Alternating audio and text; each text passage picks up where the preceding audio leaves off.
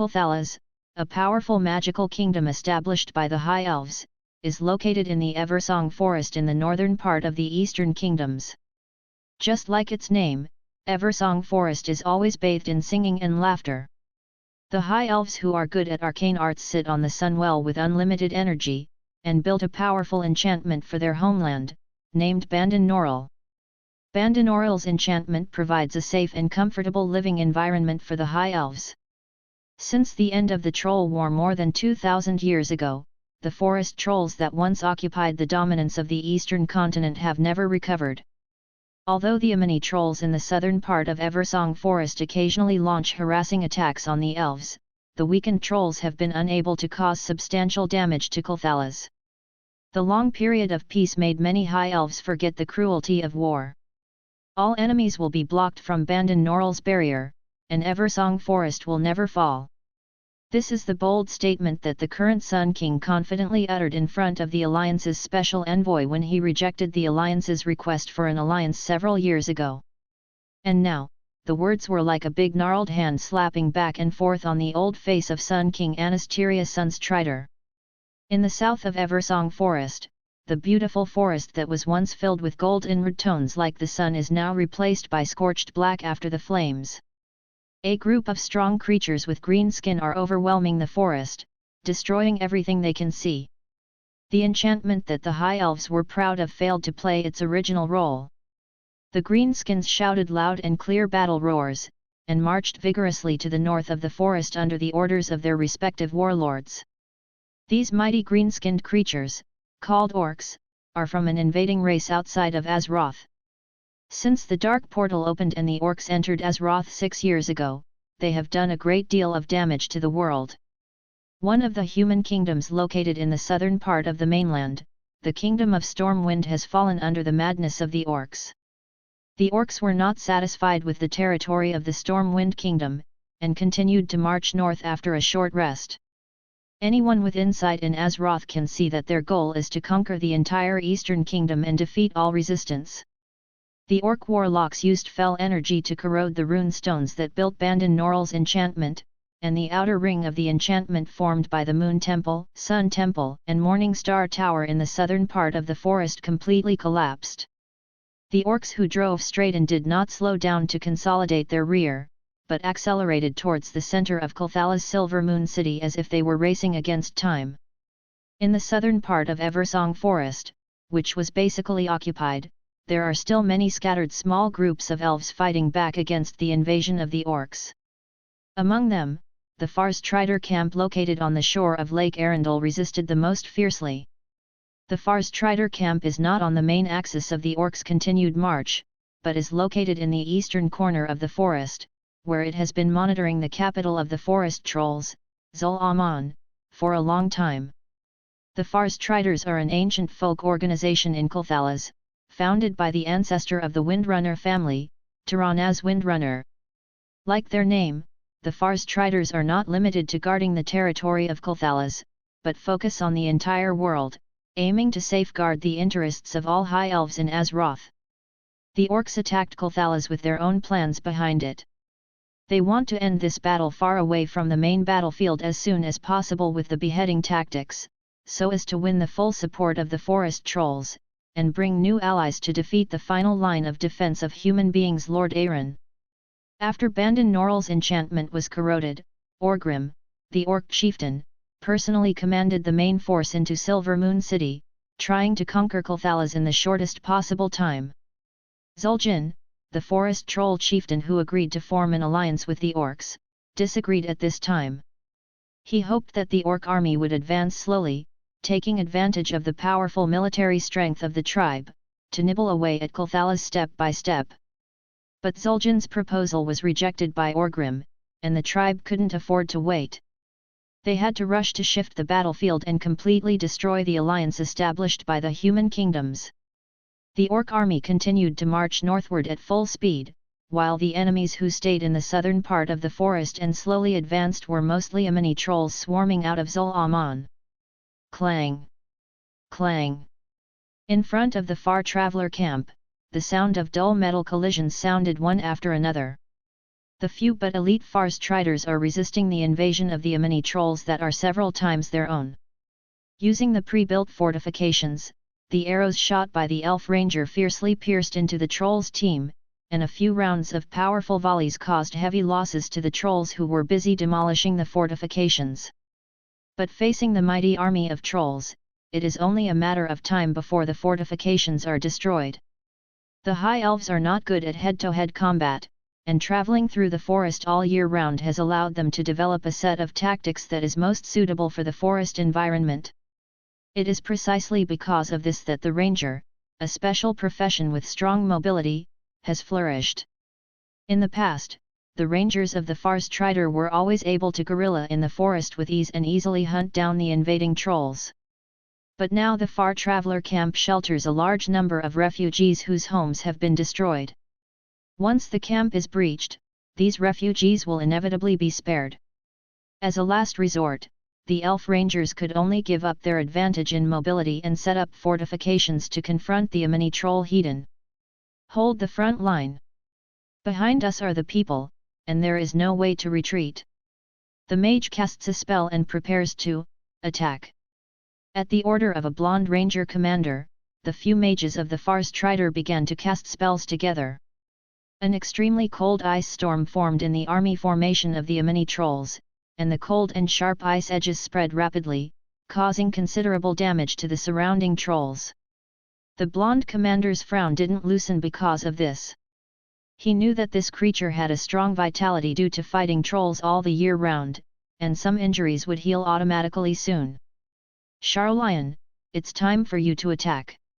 Take care to protect yourself. I don't want to be beaten up by Allyria next time we meet.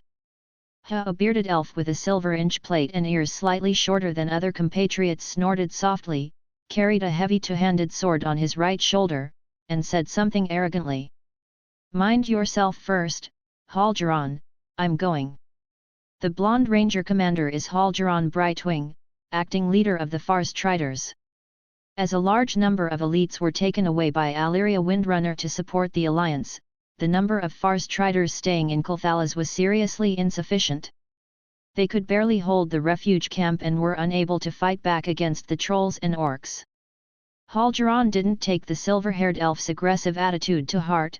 After all, this wasn't the first time he was contradicted by the other party. Watching the silver-haired elf holding a big sword and a few high elf warriors riding chocobos charge into the enemy formation from the side, Halgeron murmured, "Half-elf, let the trolls have a good look at the demeanor of elf warriors." Var. Many people believe that the high elves cannot train qualified fighters due to their weak physical fitness. In fact, this is a misunderstanding. The big bow used by the elf ranger requires a lot of strength to draw it. Every ranger holding a longbow is a strongman. From this point, it can be seen that the elf's physical fitness is not bad. The high elves are not without warriors. To be precise, they have no large-scale warrior army. As for the reason, one is because in the forest with complex terrain, it is difficult for warriors in heavy armor to move around, so they are easy targets for the Amini trolls who are also good at fighting in the forest. 2. The bosses of Silver Moon City think that a warrior who always fights close to the enemy is not elegant enough to reflect the noble qualities of the High Elves. As far as the conclusion is concerned, the High Elves can cultivate powerful fighters, but the upper echelons, including the Sun King and the Silver Moon Council, don't think it is necessary. Ranger troops are sufficient to protect the frontiers of Kulthalas. Call. Charlion, who rushed into the enemy's line at high speed, was full of excitement. He swung his heavy sword horizontally, and split a troll headhunter caught off guard from his left shoulder. Scarlet blood sprayed on Charlion's body, but he didn't care about it. He licked the remaining blood at the corner of his mouth, and immediately changed his target to the next enemy.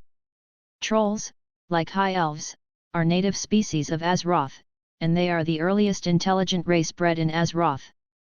They are born with tall legs and long legs. Although they are not as muscular and powerful as the orcs, the trolls are very well balanced in physical condition, and they may not lose to the orcs Oneo none. Although Charlion studied under famous teachers, received strict instruction from an early age, and has a strong will to fight without stage fright. He is still a new soldier after all. After killing a troll unexpectedly, he truly realized the difficulty of this ancient race that had been entangled with the High Elves for thousands of years. Relying on the powerful self-healing ability possessed by nature, the troll is not afraid of being injured, and would rather risk his own injury to leave some marks on the enemy. Relying on the added impact of the chocobos, the warrior team of only a dozen people tore a big hole in the flank of the Amini troll formation, piercing through the originally neat troll army. However, this assault team was also targeted by the generals of the Amini trolls. Charlion, who was enjoying the passion of fighting, suddenly felt a chill all over his body, subconsciously turned to the left, and retracted the blood-stained sword that had just killed a troll. Clang! Clang! The two crashes exploded at the same time, indistinguishable from each other, and Charlion, who hastily put on a defensive posture, turned slightly pale. The chocobo under him also wailed, and was almost overturned by this force. Bearing the huge force without being prepared, Salion's blood was a little churned, and he gritted his teeth to barely maintain his posture, and was not broken by the enemy's defense. Pooh! Slightly spitting out the blood oozing from the gums due to excessive clenching, Salion withdrew his unruly posture, straightened the chocobo and looked solemnly at his attacker. That strong troll with a slightly bent back, the two fangs protruding from the corners of its mouth are bent upwards, with a sinister expression on its face. The battlefield is changing rapidly, and Charlion has no time to ask about the origin of the opponent. He still remembers Halgeron's explanation. Pierce through the enemy's formation and return immediately, rangers and mages will cover you. Don't love to fight. Your numbers are too small. Once you lose your impact and fall into the enemy's line, you will surely die. Taking a deep look at this strong troll, Charlion forcibly suppressed the fighting spirit in his heart. Sooner or later this account will be recovered from you. Whoosh whoosh.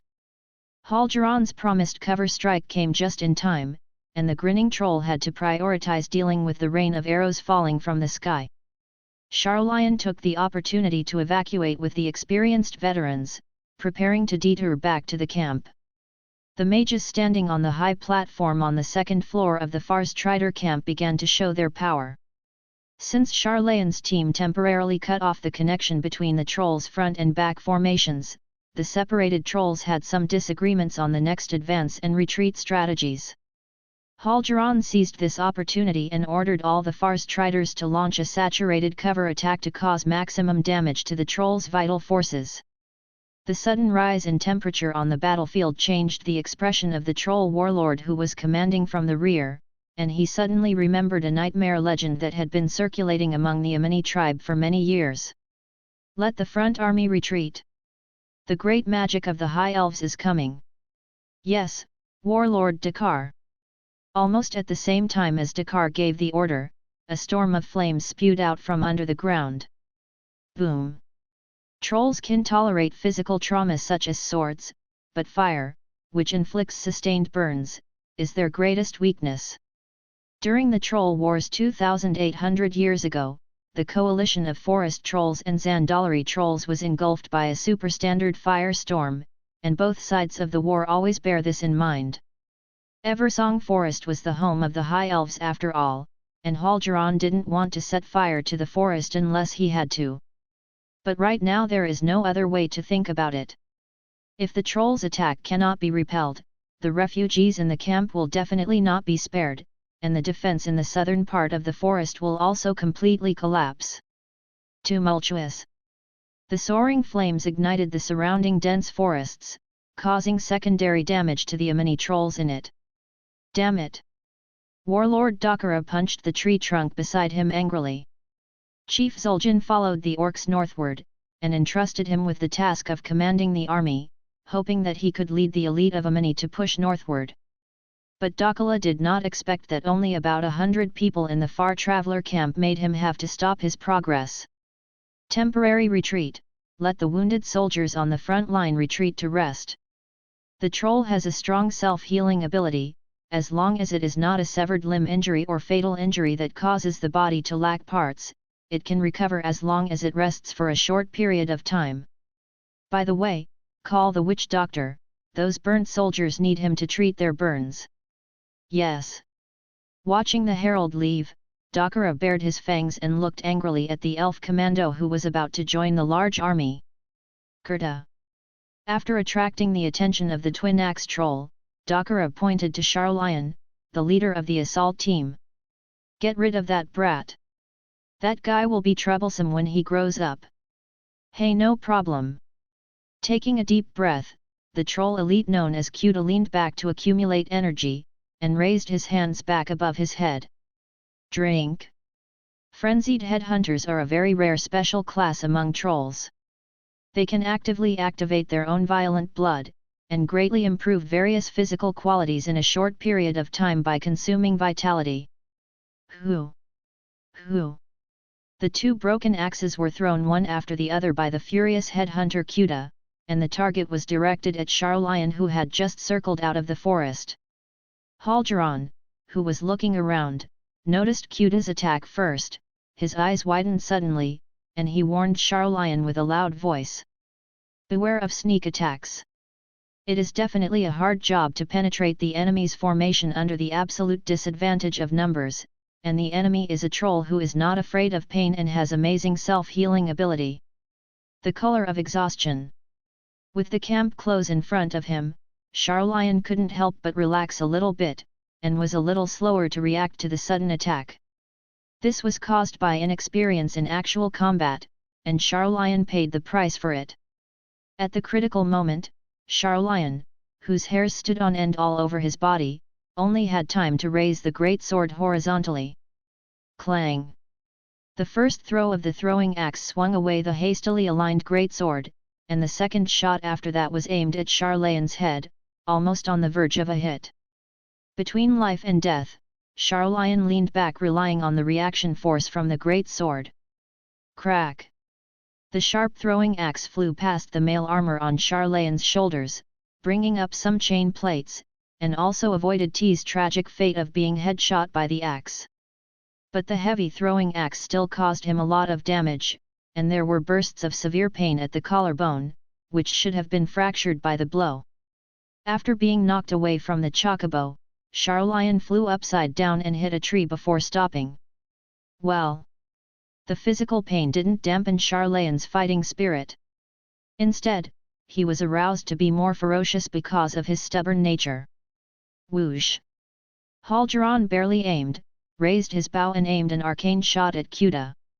Halgeron Brightwing is the second in command of the Fars Triders, well known even throughout Colthalas. His attack made Kuta, who was a little weak after the rage was released, completely unable to react. If the troll warlord Dakala hadn't reached out in time to help, Kuta would definitely have an extra hole in his forehead.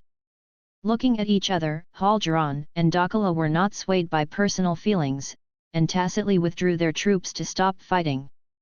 Charlion covered his shoulders with annoyed expression. Damn it! I was careless at the last moment. Halgeron handed over the command to his adjutant, and strode up to Charlion to check his injuries. Fortunately, it's just a broken bone. Let the priest heal it, and it will be alive and kicking in a few days. Tisk Charlion couldn't hold back his face. I'll show you a joke. I promise, there will never be a next time. Halgeron smiled and patted Charlion on the head. Come on, I didn't have such a bright debut performance as you when I was just an adult. If it weren't for the fact that no one is available, I wouldn't risk being blamed by Alyria to let you, a young adult, participate in the battle. Go ahead, take a good rest for a few days, this battle still has to be fought. Charlion Deep Shadow, a half-elf of mixed blood, whose father's family is an offshoot of the wealthy Deep Shadow family in Silver Moon City. Salayan lived with his father in Silver Moon City when he was a child, but due to a series of problems caused by his half-elf blood, the atmosphere in Silver Moon City made Salayan's father Julian increasingly disliked. When Charlion was 8 years old, Julian took him to the Deep Shadow Manor in the south of Eversong Forest. High elves have always been proud and exclusive, and their attitude towards half-elves with impure blood can be imagined. Sarlayan has received a lot of stares since he was a child, and has had fights with many people because of this. In the eyes of others, he is a wild and unruly half-elf, just like a hedgehog who is ready to prick. Anyone who dares to provoke him will inevitably attract a strong counterattack. The folk customs in the southern part of Eversong Forest are relatively simple, and the rejection of outsiders is far less than that of Silver Moon City. After moving to the manor to settle down, Sarlayan still maintained his original style, offended many people, and met some friends who didn't care about his half-elf status. Hiss when using the Holy Light spell to heal and bandage Salayan, the priest's intentionally heavy hands made Salayan couldn't help but twitching the corners of his mouth. The beautiful lady pastor with long flaxen hair reprimanded angrily, "It's good to know the pain. I'll see if you dare to be so careless next time." Sarlayan moved his left arm indifferently. After the priest's emergency treatment, the pain has been relieved a lot. It was indeed my negligence this time, and I will not give the enemy any chance next time. Thanks, Liadrin. Liadrin sighed, "Today is a good day for you to come of age, so I won't go into too much detail. It happens that you are injured and can't go to the battlefield. Would you like to ask Lilas to have a drink together?" Sarlayan looked distressed. "Lilas, I'm afraid his sisters will blame me for teaching him to be bad." Lyra's Windrunner, one of Sarlayan's few friends, the youngest child of the Windrunner family, has 3 older sisters with their own characteristics. Eldest sister Aliria, the leader of the Fars Triders, and a colleague and friend of Sarlayan's father Julian. Since Salayan was a child, Aliria has always taken care of him, and Salayan has a very good relationship with this unrelated sister. The second sister Sylvanas, the future Ranger General, will lead the High Elf Ranger Army with her mother Reza. Sarlayan didn't have much contact with her, but because of sympathy, he got acquainted with Sylvanas' human apprentice, Nathanos Maris. The third sister, Verisa, is the person who dotes on Lyras the most in the Windrunner family, and is also his ranger mentor. In a normal state, Verisa is mature and stable, and she is very strict in supervising training. But once Lyras is in danger, she will immediately turn into a tigress protecting the calf, showing sharp minions to anyone who dares to bully her little brother. Lilas has only grown up for a few years and has not yet completed his ranger training. The Patriarch Reza forbade him to join the ranger army. The orc invasion came too suddenly this time, and many elves were pierced through the line of defense before they could react, and the north and south of Eversong Forest were completely cut off. Lilas originally lived in Fengsing village in the southwest of the forest with his sister Verisa. After learning that the Fars Trider camp sheltered a large number of refugees, the 2 siblings brought some rangers who stayed in Fengsing village to vote. Doing extraordinary things at extraordinary times, although in Verisa's view, Lilas has not completed the training, but the current situation is too much to worry about, the most important thing is to survive. Just when Sarlayan was hesitating whether to invite Lyras to his common Goffage ceremony, Halgeron's helpless voice came from outside the door. "Pastor Liadrin, we are at war. Although the Fars Triders are not a regular army, they also have their own rules. Let's save the wine until the end of the war. I owe it to Sarlayan." From Halgeron's point of view, this lady pastor, who was unfortunately trapped in the southern part of the forest because of her pilgrimage, was fine with everything, but the hedonism that was in line with the nobles of Silver Moon City made him a little uncomfortable. Liadrin shrugged indifferently, "You are the head here, you have the final say." Many people were injured in this battle. Liadrin wasted no time, greeted Halgeron, turned around and devoted herself to the treatment of others. Halgeron's face was full of exhaustion, the affairs of the entire camp were on his head, and Halgeron, who was used to being lazy, was still a little uncomfortable.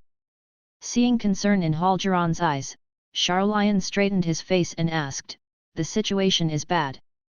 Raising his hand and rubbing his cheeks, Halgeron returned to smiling. "It's serious, but it's not the end of the mountain. You should have a good rest first." Only after you have recovered your body can you continue to fight on the battlefield. I'm off to work. Correct. Before leaving, Halgeron turned his head, and the smile on his face became more sincere. Happy birthday, Charlian. Lying in the temporarily added crude lounge of the Farstrider camp, Charlian could still hear the painful groans of the wounded soldiers, which made him unable to fall asleep for a long time. Reading www.uuganshu.com. Due to the different growth environment of ordinary high elves, Charlian does not have a strong sense of belonging to Kulthalas, and even if this proud country is destroyed, it has nothing to do with him. The reason why he stood up to participate in the war was because he was naturally militant and refused to admit defeat, and on the other hand, he was to protect his friends in this disaster, that's all. Father, when will you come back? Charlian's father, Julian, left Kulthalas with Alyria, the leader of the Farstriders, and went south to support the alliance, but he has not returned yet. Due to the sudden arrival of the orcs, most of the generals of the alliance did not expect that they would bypass the heavy defenses in front of them and enter Kulthalas, and also achieved a lot of results in the battle with the high elves. Arrogance is poison. If you continue to keep this self-righteous clausedo or policy, Kulthalas will die of poison sooner or later. Just when Charlian was about to fall asleep in a daze, an indistinguishable voice suddenly sounded in his mind. The host has reached the age of 18, the anti-addiction is lifted, and the system is officially activated. Before Charlian could react, a lot of inexplicable horizontal subtitles suddenly floated in front of his eyes. Even though they were words that he had never seen before, Charlian could understand the meaning of these words. First. Squeeze ahead. Come on, is this a live-action Warcraft movie? The ears are quite realistic. Grass, a kind of plant, why is the protagonist an elf uncle? What about the handsome boy of the high elves? Sisters in the fan circle in front, take a break, I just like this kind of rough and handsome uncle, Charlian. What is this? Since Charlian was born, there have been many questions in his heart. Why was he excluded by his friends of the same age since he was a child? Who is his mother? And why his father didn't tell him the details of his life experience, but chose to be a riddle. Excluding these real problems, Charlian could still see the countdown that came from nowhere in front of his eyes from time to time. Charlian specially tested it. Others, including his father Julian, could not see this wonderful countdown, and thought he was just having an illusion. After repeated attempts to no avail, Charlian no longer raised this issue with others, and gradually put this secret that belonged to him behind him. More than 10 years have passed, and the countdown still appears from time to time regardless of the weather, and it also appeared once before the war with the trolls today. At that time, Charlian's mind was full of excitement about officially participating in the battle, completely ignoring the countdown with only a few hours left.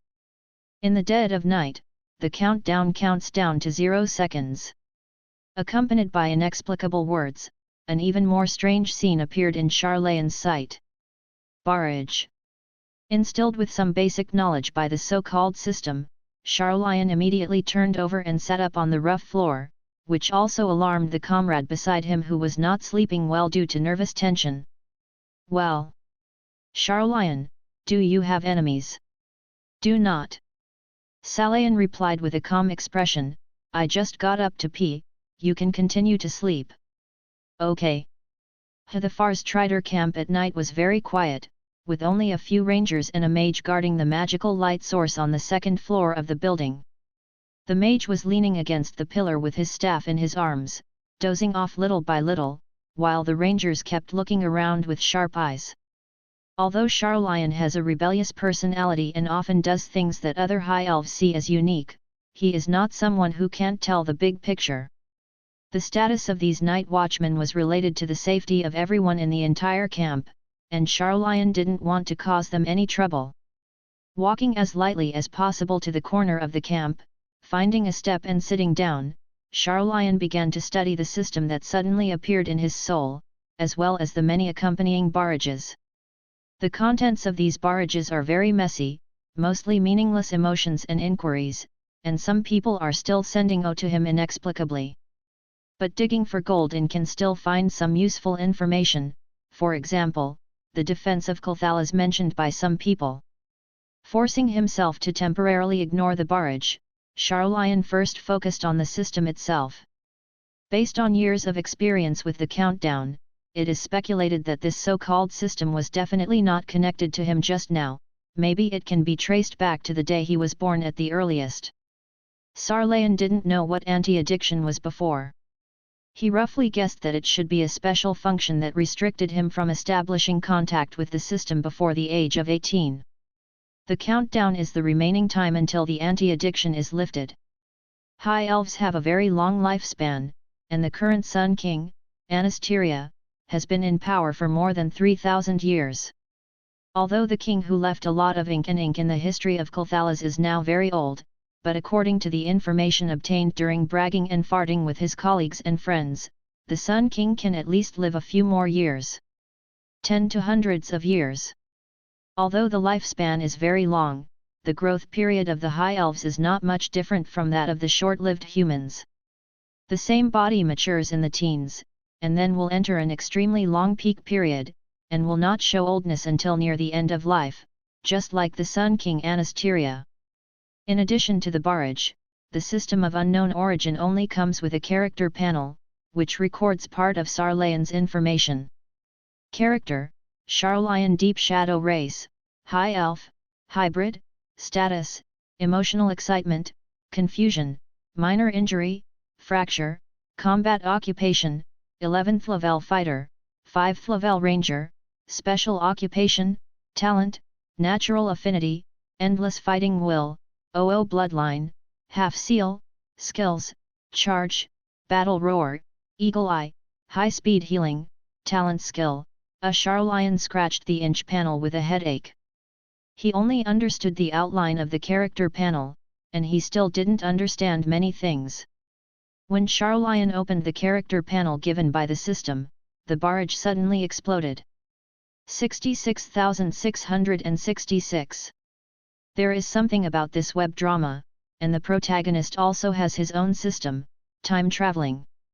Shen Ying, I remember that there is Vil's Deep Shadow in F4 of the Dark Temple, right? This protagonist is a relative of the thief boss. What kind of thief is obviously a stalker? Funny. Presumptuous.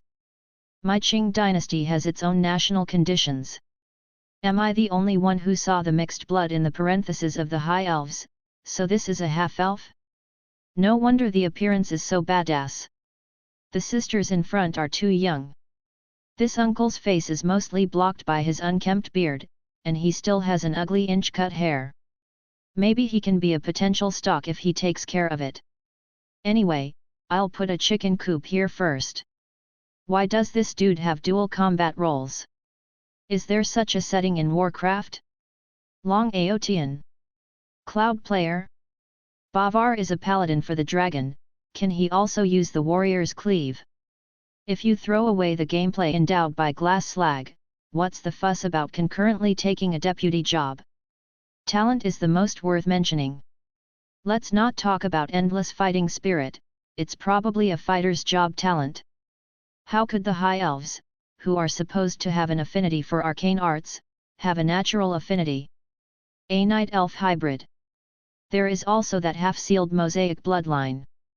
This deity counts, there must be something strange in it. According to the regulations of the system, new skills can be obtained every time a combat position is upgraded by 5 levels. Charge and Hawkeye Charlian would have been. Battle Roar is a skill attached to the warrior class at level 10. It can increase one's own attack power slightly by condensing anger and sending out a morale-boosting roar. Endless Fighting Spirit is Charlian's innate talent, which allows him to maintain a high fighting spirit in battle and greatly increase his resistance to abnormal mental states. As for the natural affinity and that bloodline, Charlian himself was at a loss. According to the current situation, it is speculated that the high-speed healing in the talent skill should be related to that mysterious bloodline. After recovering from his contemplation, Sarlayan saw the topic being discussed on the barrage. According to the basic knowledge given by the system, he tried to communicate with the barrage through consciousness. Sarlayan, can you see my character panel? Fuck. Is this still an interactive web drama? Live broadcast. I've been wanting to say it since just now, don't you think the surrounding scenery is too real? The dark red stains on those armors look like real blood. Wait a minute, guys, I have a wild guess. Only brothers? Chilling and cold, when can a woman? Female fist get out of the way, we are still talking about business. Some bullet screens are trying to maintain order, and the number of bullet screens that are disturbing has decreased slightly. The person who made the first bold guess raised his own question as a representative. Huskies are a bit confused. Charlene Deep Shadow, aren't you filming an online drama or live streaming? Are you really in Azeroth? Charlian tilted his head in confusion. Online drama? Live broadcast? What is that?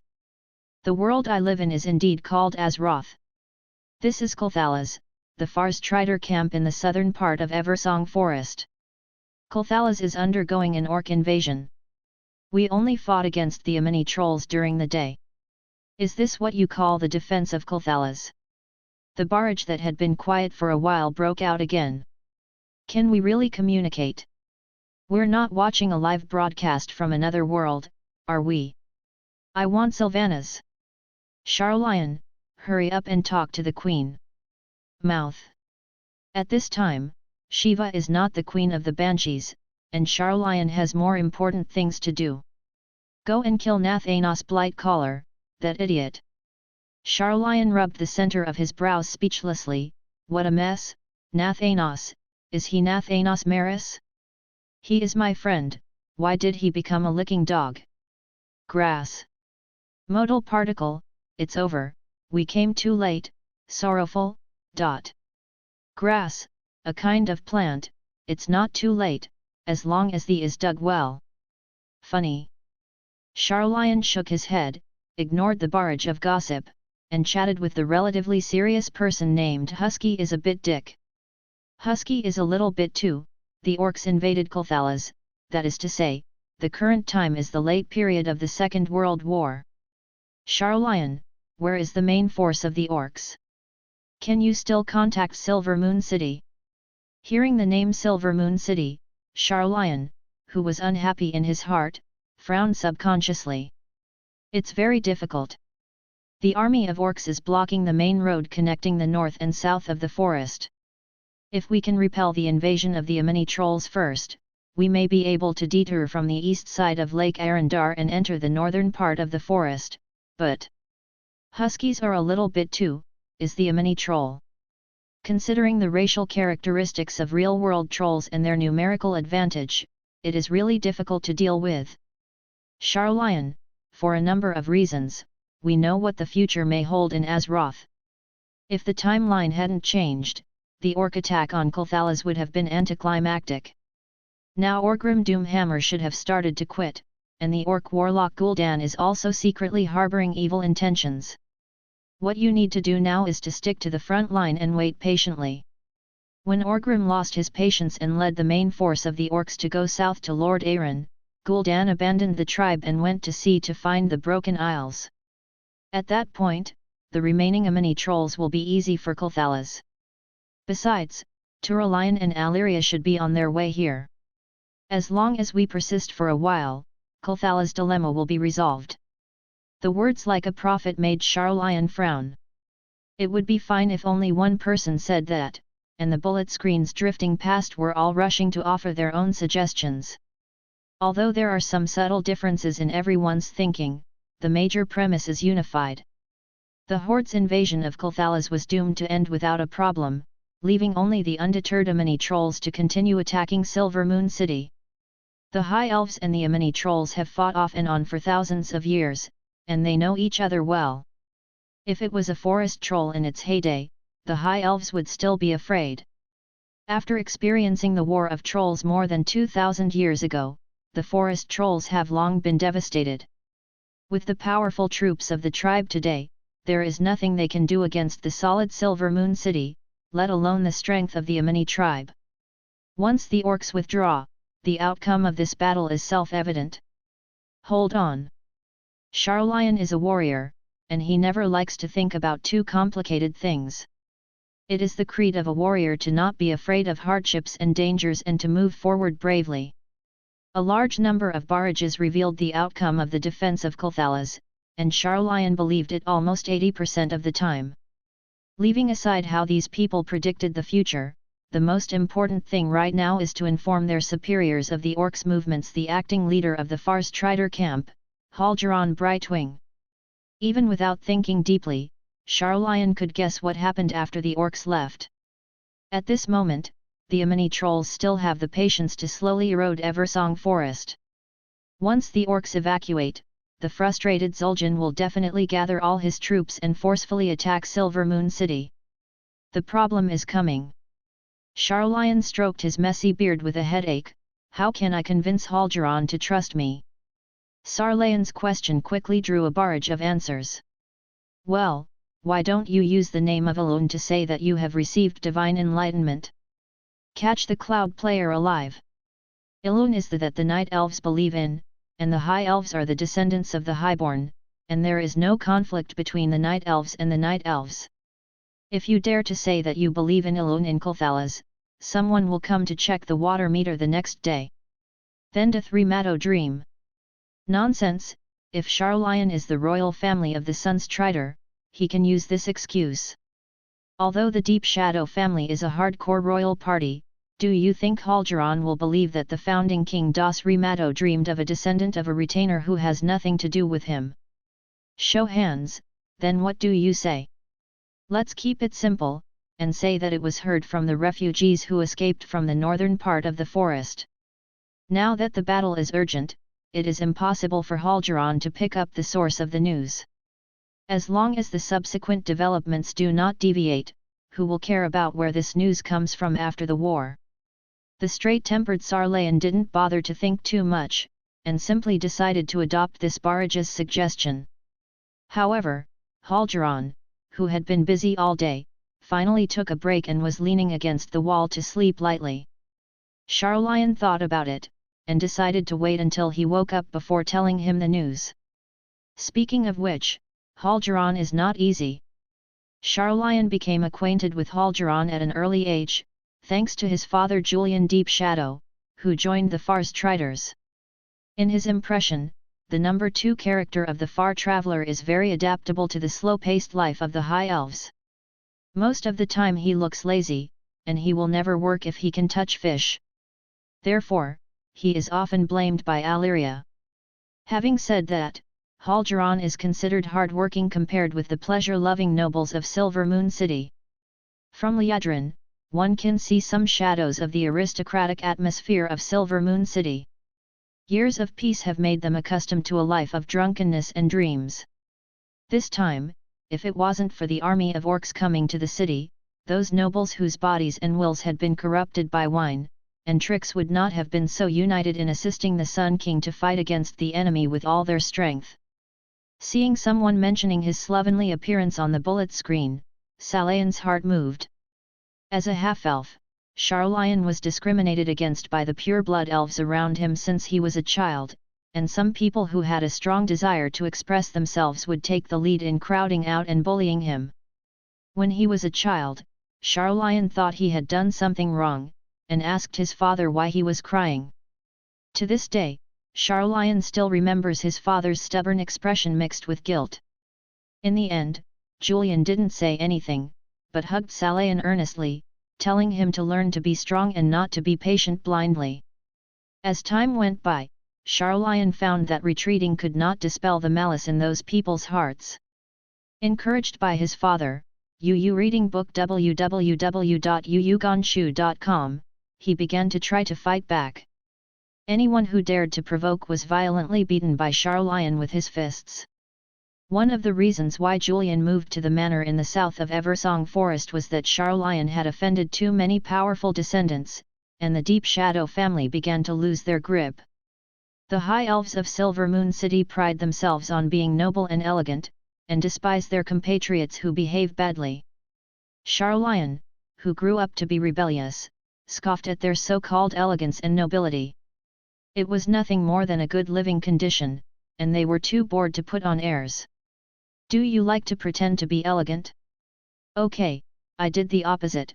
No matter how rude it was, it made you uncomfortable, but there was nothing I could do about it. Based on this idea, Charlemagne chose the warrior that the High Elves despise most as the main combat class. Julian didn't say much about his choice, and even used his connections to help his son find a famous teacher from the royalist faction to teach him. It was also at that time that Charlemagne began to grow a beard, and deliberately left it unkempt, looking unkempt and sloppy. Years passed, and Charlemagne had already gotten used to the feeling of fur on his face. Regardless of the barrage, he almost forgot that he still had a messy beard. As he grew older, under the guidance of his father and mentor, as well as the enlightenment of his friends, Charlemagne's mentality gradually matured, and he was no longer as extreme as he was in the early years. Looking back now, those naive thoughts of his during the rebellious period are really ridiculous. If you want to win the respect of others, it's useless to rely on being different. There was still some time before Halgeron woke up. Charlemagne stroked the thick hair on his face, and made a decision in his heart. Now that I've officially come of age, it's time to make some changes. Charlemagne's unrestrained and flamboyant character stood out from the crowd of generally arrogant and restrained high elves. Charlemagne still remembers the teachings of a certain elder to this day. Salayan, you have to remember one thing: people are different. It is impossible for us to meet everyone's expectations. According to the character you show, if some people like it, some people will naturally hate it. Don't change your nature to cater to the general environment. Your life is to live for yourself. Boldly show your true side. Don't worry, as long as you don't cause a big incident that will break the sky, my sister will do her best to help you clean up your tail. It was precisely because of the promise made by the same rebellious sister that Salayan completely let go of his hands and feet, and made a great reputation in the southern part of Eversong Forest. Of course, these notions are not all positive. Getting up and returning to his bed, Charlemagne began to rummage through his luggage. After a while, he took out a short knife wrapped in a leather sheath from his bag. This was a commemorative gift given to him by the sister who let go of her rhetoric and led the team to leave Colthalas. The short knife was made by herself from the materials collected by herself. From the scabbard, the blade body to the handle, they were all taken from the magic spring links in the Eversong Forest. A total of 2 were made. One of them was given to her own brother, and the other was handed over to Charlemagne. Since the blade is not made of metal, but polished with magic lynx fangs, there is very little movement when it is unsheathed. Under the incomprehensible gaze of a large number of people from other worlds, Charlemagne reversed the blade and began to use this extraordinary short knife to shave his beard. Such a long narration of feelings has been explained in vain. I thought you would stage a touching scene of seeing things and thinking about people, but I didn't expect. That's not the point. Well, I seem to have guessed who that rebellious sister is. Coincidentally, I also have some ideas. The Riddler get out of Azeroth, I will announce the answer. Alleria Windrunner. Charlemagne paused for a moment as he swung the knife. These people, really know the people and things of Azeroth. It's not true that everyone is a prophet who can predict the future, right? After a period of trying, Charlemagne roughly figured out how to use the live broadcast system connecting the 2 worlds. He doesn't need to communicate through words and barrage. As long as he has an idea in his heart, he can convey it naturally. The previous memory was presented to the alien who sent the barrage in the form of narration. Conversely, if Charlemagne has something he does not want to see in the barrage, he can also actively block the screen, so that he will not be stared at by thousands of eyes when solving personal hygiene problems. Shaving with a sharp short knife is a technical job, and a little carelessness will leave a wound on the face. Charlemagne, who was engrossed, didn't notice that as the beard on his face fell off, the atmosphere of the bullet chat, which was originally quite serious, gradually changed.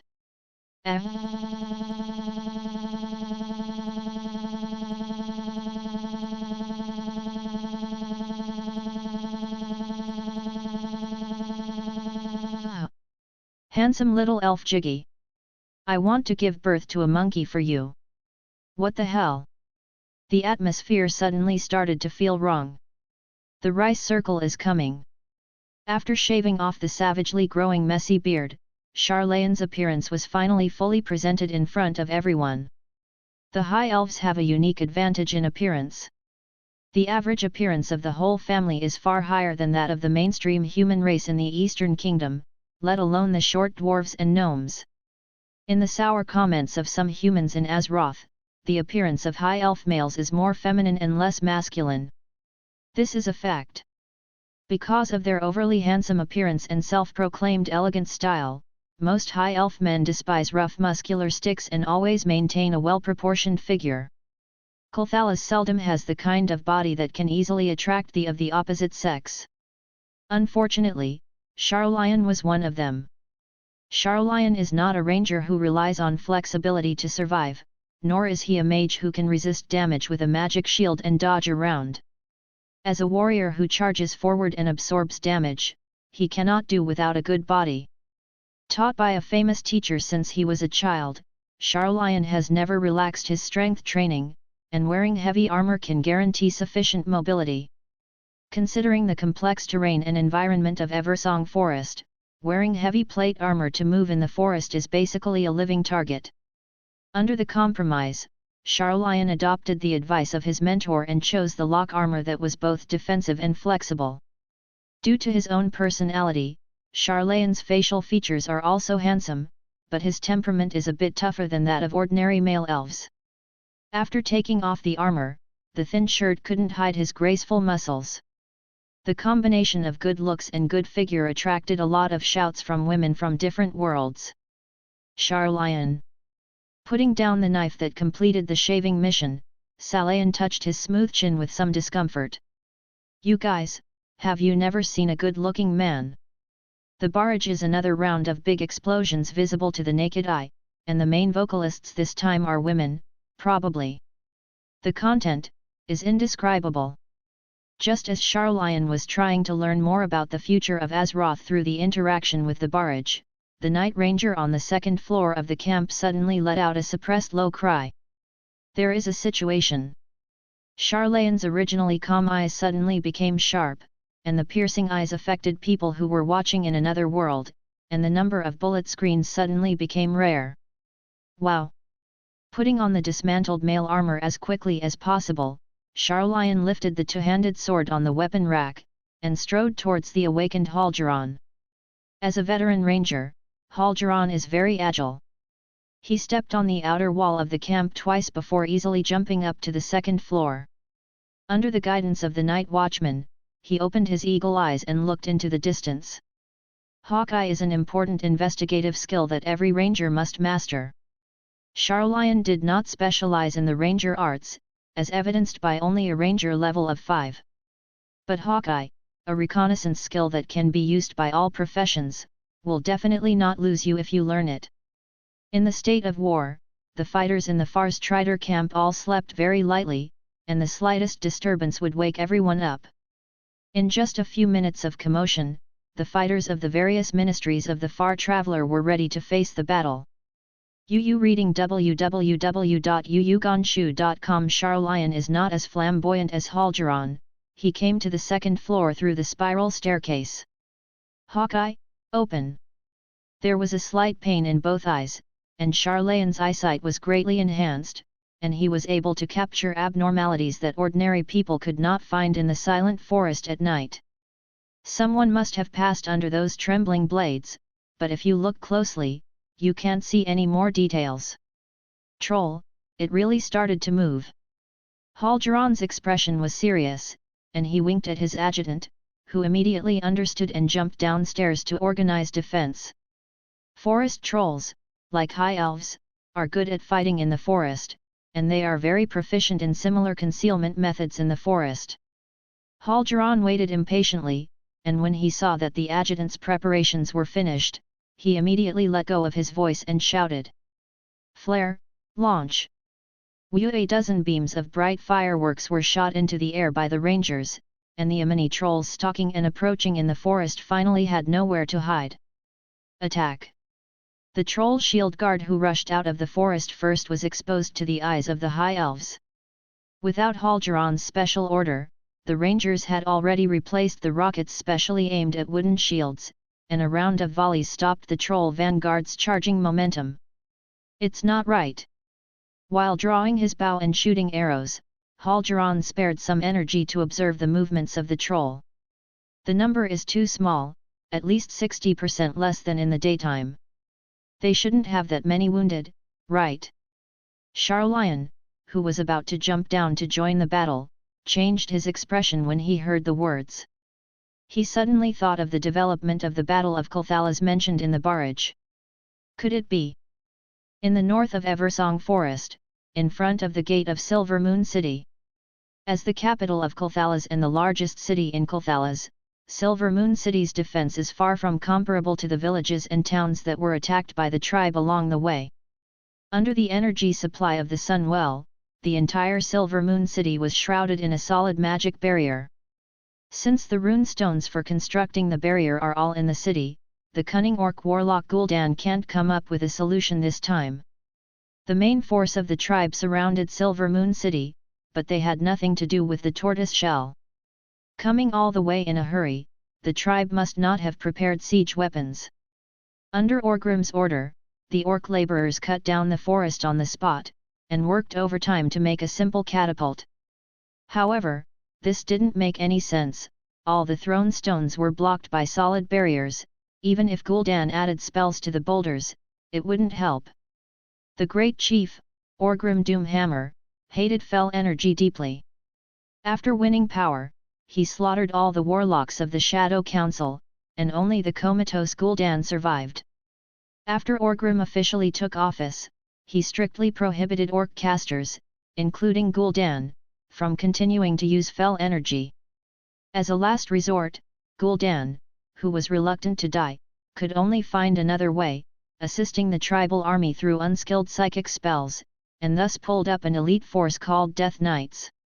Thanks to these spell-wielding undead, the Horde was able to fight back and forth with the Alliance paladins on the frontal battlefield. But Gul'dan is a warlock after all, not a psychic who specializes in the power of death, and his psychic skills are far inferior to fell spells. If Orgrim releases the ban, Gul'dan can use a large number of hellfires to test the ultimate defense of Silver Moon City, but it is obviously not possible right now. The development of the battle situation was different from Orgrim's expectations. The despicable and weak high elves that Zul'jin said were not easy to deal with. Forcibly advancing all the way, the loss of the tribe far exceeded Orgrim's expectations, and those rangers who were guerrilla in the forest were very difficult to deal with. There was no hope of breaking through Silver Moon City in a short period of time, and he would be harassed and attacked by ranger troops from time to time. Orgrim became more and more anxious and gradually lost his patience. He agreed to help Zul'jin attack Kulthalas, mainly because he wanted to win the powerful ally of the forest trolls for the Horde, so that they could have sufficient strength and confidence when they finally attacked Lord Aaron. In order to persuade the tribe to help him complete his revenge, Zul'jin took back the ancestral land of the forest trolls from the High Elves, obviously not telling the truth completely. In his mouth, the High Elves are very weak, relying on intrigue and human help to suppress the forest trolls. Zul'jin's description is not entirely a lie. In the War of Trolls more than 2,000 years ago, the High Elves did win the war through an alliance with humans.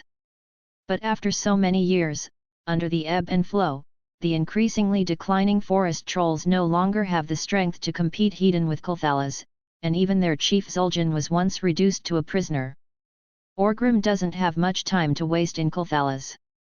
Varric Sorfang, the high-ranking warlord of the Horde, is still holding back the main force of the Alliance on the main battlefield of Hillsbrad, the capital city of the Alliance's hopes. Because of this incident, Orgrim and Zul'jin had quarreled several times recently.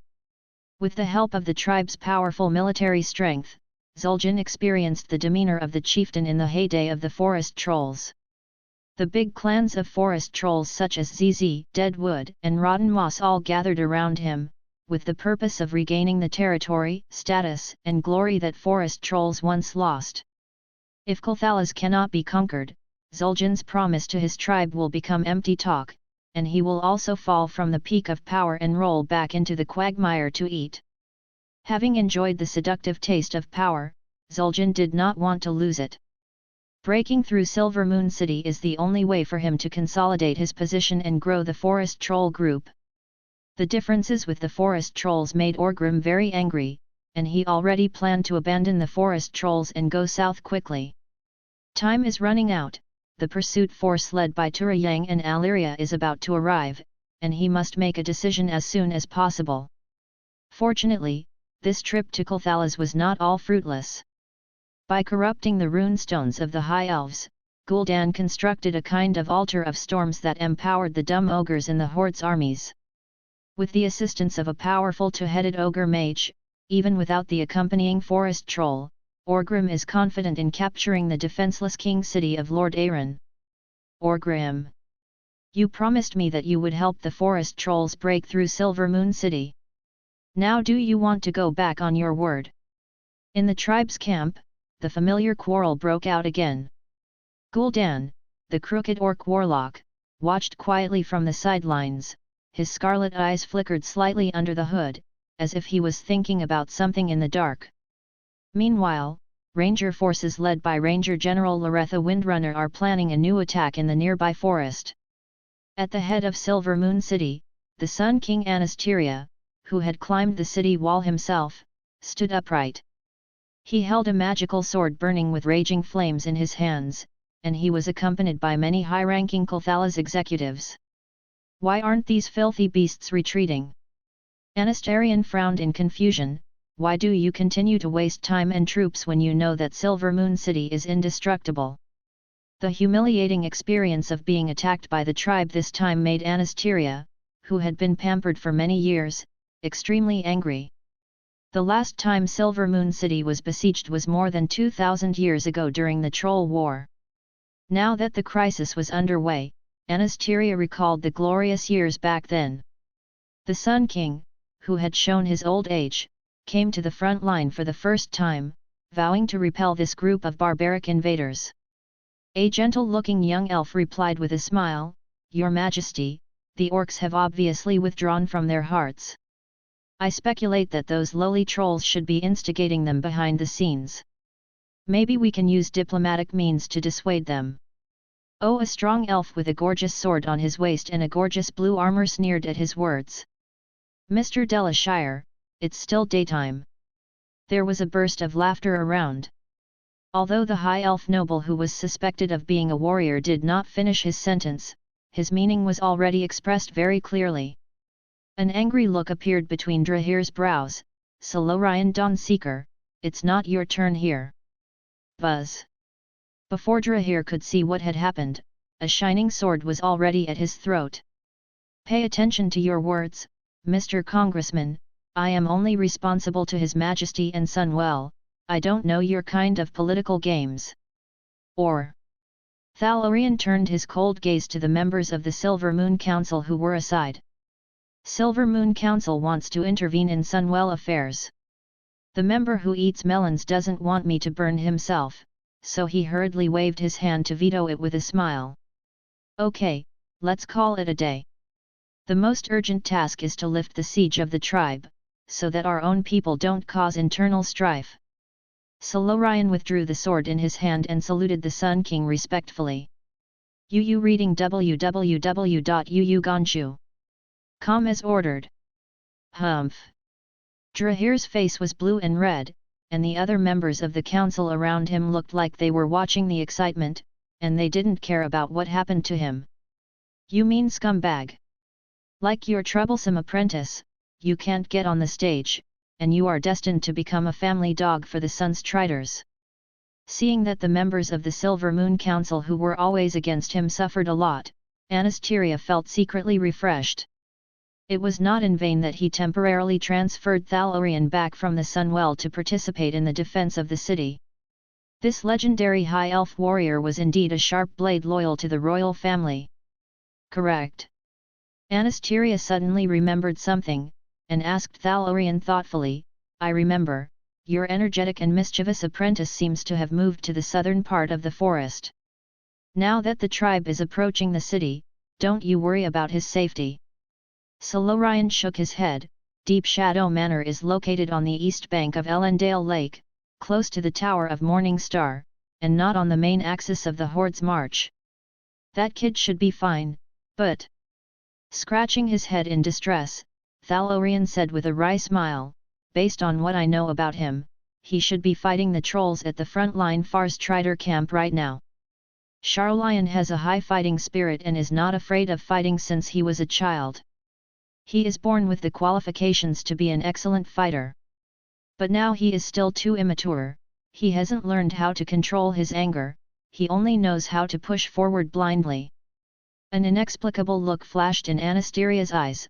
I'm looking forward to his future. Maybe he can be like you, and become Kale that's right-hand man in the future.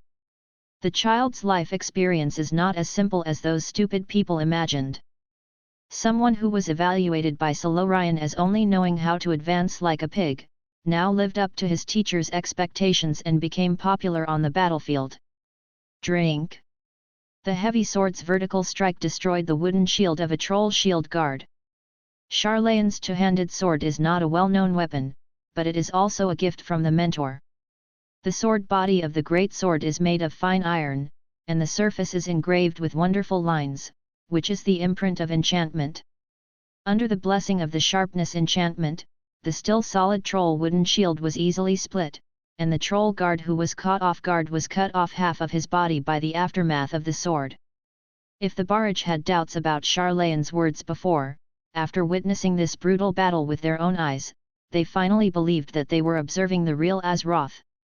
Killing an enemy first, Sharlayan didn't care to wipe the blood that was spattered on his face. The big sword was slightly retracted, and the anger broke out under his feet, and he pushed the angular shoulder armor in front to launch the charge skill. Boom! The huge impact of kinetic energy and weight pushed the other shield-wielding troll guard back 2 steps. The original perfect defensive posture was deformed, and the shield was pushed out of position. Crack!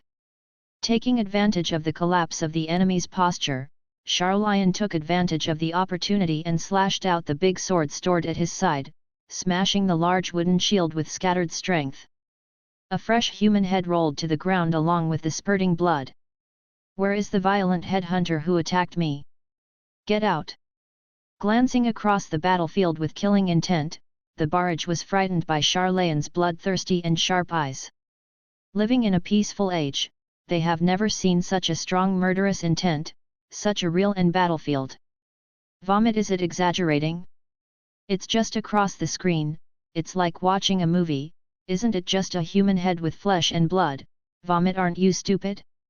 How can the real battlefield scenes be simulated by movies? The virtual ones are only virtual after all, and they are completely incomparable with the vivid live scenes. It's so weak. I suggest you go over the wall and go to the internet to watch the video of Khan's torture of prisoners recorded by the lighthouse soldiers. That guarantee is strong enough. The one above, the public knows that the penny will arrive at the battlefield in 3 minutes, the dog's head will save your life, and be careful of being violently attacked by the internet.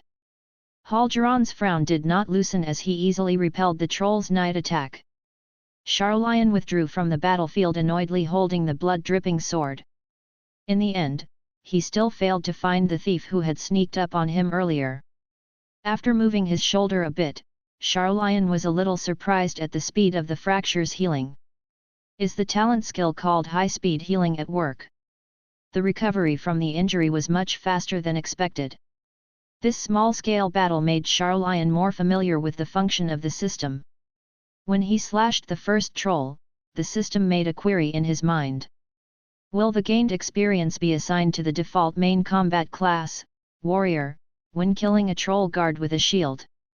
Salayan, who was so hot-blooded at the time, ignored the system's inquiry, and only took time to check it after the battle. Above the column for fighter level 11, there is a subcategory called experience bars. The specific value of the experience bar is not displayed, only an intuitive and easy-to-understand percentage is marked. There were a total of 8 trolls who died under the great sword of Sharlayan. He roughly calculated that the experience provided by each troll fluctuated around 8%–12%. Together with the remaining experience points, the 8 trolls allowed Sharlayan's warrior level to rise to 12 smoothly. The moment he upgraded, he could clearly feel that his various physical qualities had improved slightly, and the most improved was strength, which was the main attribute of a fighter. Barrage speculates that depending on the strength of killing the enemy, the experience gained will also be somewhat different. If he could leapfrog the level and defeat the enemies of the elite template, it would not be impossible for Sharlayan to go up one level at a time with Sharlayan's current low level of just over 10. But enemies with elite templates are not so easy to encounter, and even if they do, Sharlayan may not be able to win with his current strength. When using Hawkeye before, Sharlayan accidentally discovered a detail. After officially activating the system, his eagle eye has some more functions than before, and he can observe some templated information given by the system. Character, a mini shield guard status, seriously injured, regenerating, depressed combat job, level 8 fighter, defense specialization, level 3 headhunter talent. Skill? This is the panel of one of the troll minions captured by the High Elves. The information of the other captives was similar to his. At most, their levels and status were different, and they also couldn't see their talents and skills. Under the Barrage's suggestion, Sharlayan opened his eagle eyes to look at Haljaron, who was frowning and thinking. Haljaron suddenly felt a chilling stare, and immediately turned his head to respond with sharp eyes. After seeing the source of the gaze, Haljaron was visibly taken aback. Sharlayan? Why are you looking at me like that? Sharlayan's eyeballs moved slightly, and he adopted the words provided by one of the Barrages. I have an important piece of information to tell you. Haljaron, I suspect the trolls have changed their tactics, and their main force is no longer here. Oh! Haljaron raised his brows slightly, forgetting the previous sense of disobedience. Tell me in detail, is the source reliable? Knowing from Sharlayan that the Amini trolls may have gone north along the road opened by the orcs, Haljaron fell into a long thought. Sharlayan slipped aside just in time to examine the panel he had seen on Haljaron. Character, Haljaron Brightwing race, High Elf status, dignified, hesitant battle class, level 47 ranger, elite template, level 21 thief, level 5 arcanist talents, arcane affinity, swift as the wind, no arrow, son of the forest, pseudo, skills, arcane shot, aimed shot, ranger trap. Click to expand the subsection, camouflage, raptor strike, double edge parry, hunter's mark, ranger guardian, omitted below. As expected of a veteran ranger, this panel is gorgeous enough. I can't see it. Haljaron, a ranger lord with thick eyebrows and big eyes, has also studied arcanist, although he is only level 5. Level 5 can be regarded as an introduction at best, and there is no in-depth study at all. The ranger has the skill of arcane shooting, and the high elves are born with the talent of arcane affinity. It is normal to have a little understanding of arcane. Haljaron's skill panel was so long that Sharlayan didn't bother to read it one by one. Reading www.uyugonshu.com. In short, there are many, including traps and ranger guards. Many skills have subordinate sub-columns. According to the common sense given by the system, the main battle class needs to be above level 30 to be rated as an elite template, and above level 50 will get a rarer legendary template. Observation-friendly units can see more information, which means that the content of the panel that Hawkeye can view is related to favorability. Is this to play with the cultivation of love? Just look at the panel and get good impressions. Who told everyone to watch it? Didn't you notice Haljaron's attitude before? You obviously noticed Sharlayan's peeping. If it's not necessary, it's better not to look at it indiscriminately. It's easy to cause displeasure to others, and it may even reveal your position during an ambush. Thinking too much. Do you think Isolayan's character of being ready to explode is suitable for participating in an ambush? Right. Regarding the barrage of ridicule, Charlayan was very flat. Across the dimensional barrier between different worlds, he and Danmaku can only communicate remotely through the system. What else can you do if you are not calm? Travel across the world to catch the person who sent the barrage of ridicule and beat him up. If you think about it, you will know that it is unrealistic. When Charlayan and Danmaku were discussing the multiple functions endowed by the system, Haljaran, who had hesitated for a long time, finally made up his mind. Charlayan, I have an important task for you. Haljaran's expression was extremely serious, and he clapped his hands heavily on Charlayan's shoulders. I will send you the fastest chocobo. You should go to Corona village as soon as possible to get in touch with Varisa. With further reliable information, I can safely make the next plan. Not that Haljaran didn't trust Charlayan. Refugees are not a reliable source of information, and the information they provide is likely to be embellished under panic. After the Orc army broke through Kalthala's defense line, Varisa, who had been staying in Fengsing village to teach her younger brothers, immediately realized that they were isolated. She immediately judged the direction of the situation based on the information obtained so far, and speculated that the orcs should have marched all the way to Silver Moon City in a hurry. Located in the southwestern part of Eversong Forest, the territory of the Windrunner family is far away from the center of the battlefield. It will be difficult to obtain more information if they stay behind, and they may be broken by the enemy one by one due to the division of troops. Windrunner's current patriarch, Lee Reza, is leading the ranger troops to attack the orcs in the northern part of the forest through guerrilla tactics.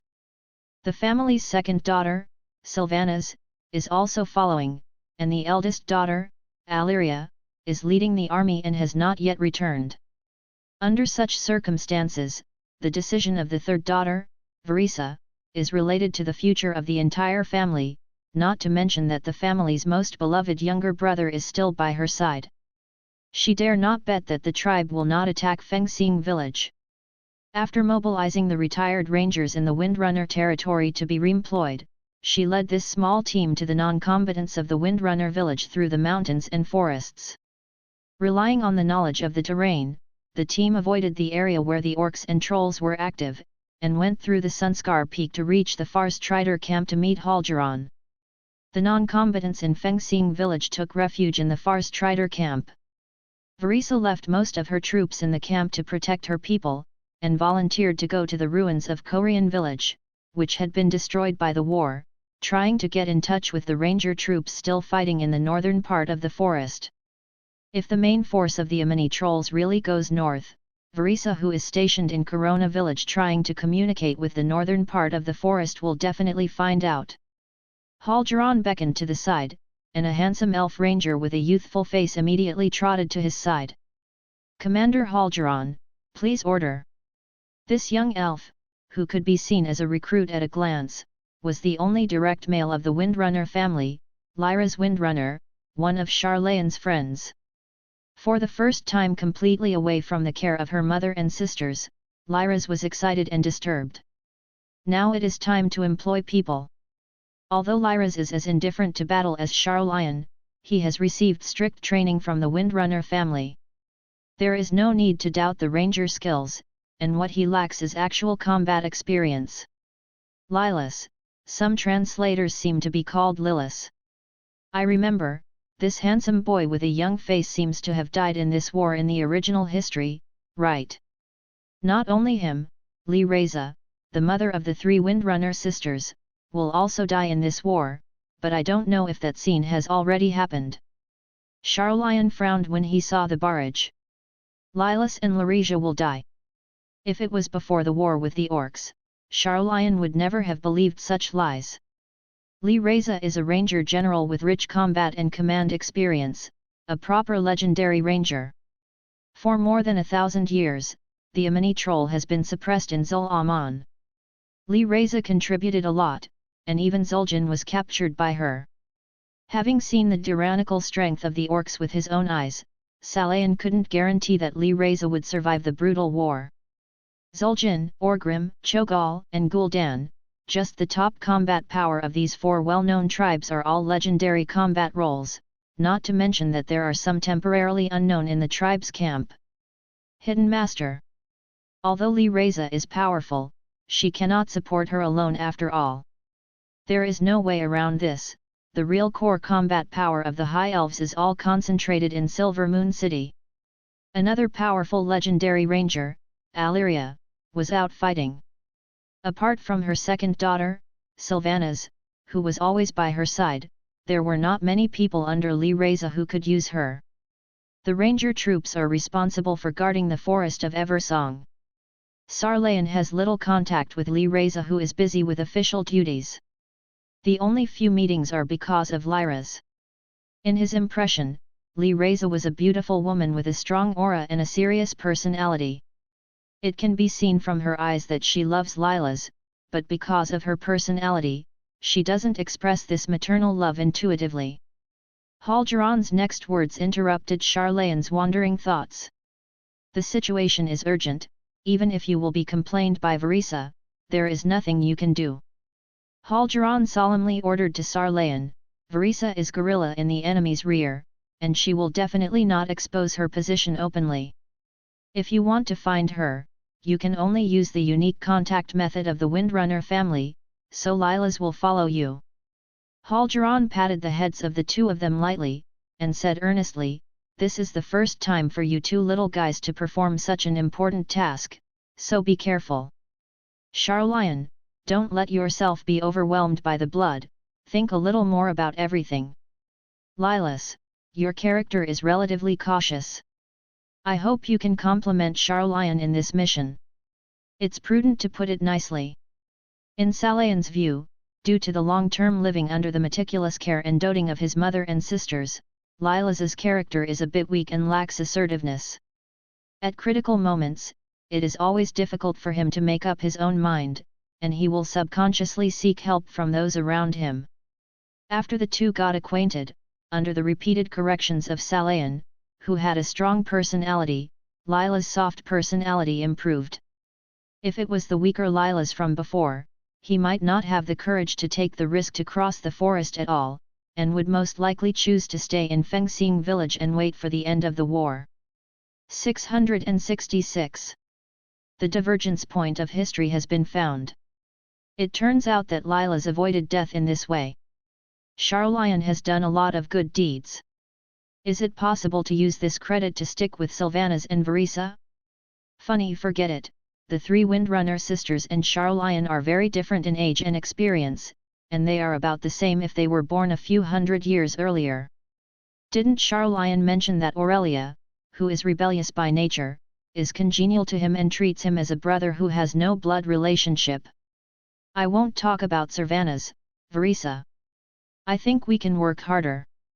Charlayan ignored the angry Barrage, exchanged glances with the shy Lilas, and solemnly assured Hal'Jiran. I will try my best to restrain my temper and ensure that the task is completed. Hal'Jiran sighed with a complex expression on his face, if it is not a last resort, I really don't want to send you two young people to take charge of such an important task. Hal'Jiran's eyes flickered a little, as if he was conveying some kind of message to Charlayan with his eyes. Charlayan, why do you have to do this mission? You can think about it on the way. The answer will be revealed after you reach Corona village and contact Varisa. This can be regarded as a topic I left for you on behalf of Alyria. Use your brains. Charlayan.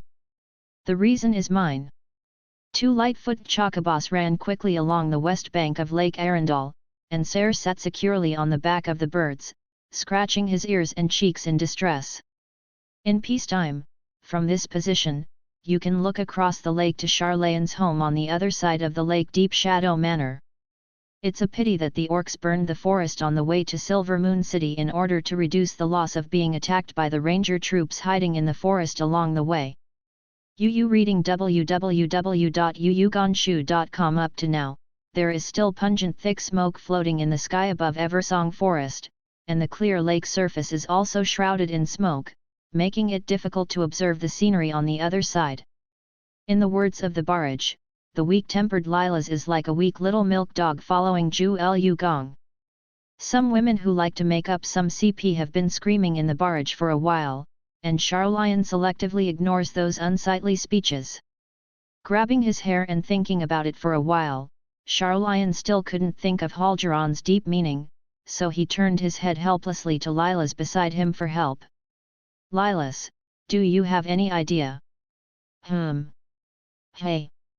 Liras had never seen Charlian without makeup before. He had secretly imagined that Charlian's big beard was a rough and tough uncle's face. But the reality is quite different from what he imagined. After regaining his senses and listening to his friend's question clearly, Lilas lowered his head thoughtfully. First of all, one thing can be ruled out. In Charlian's eyes, Lilas said mercilessly, "It's definitely not because of your strength. Don't stare at me. Knowing yourself is the most important thing. We are all just new recruits. I don't think a veteran ranger like Halgeron will make random decisions at this juncture.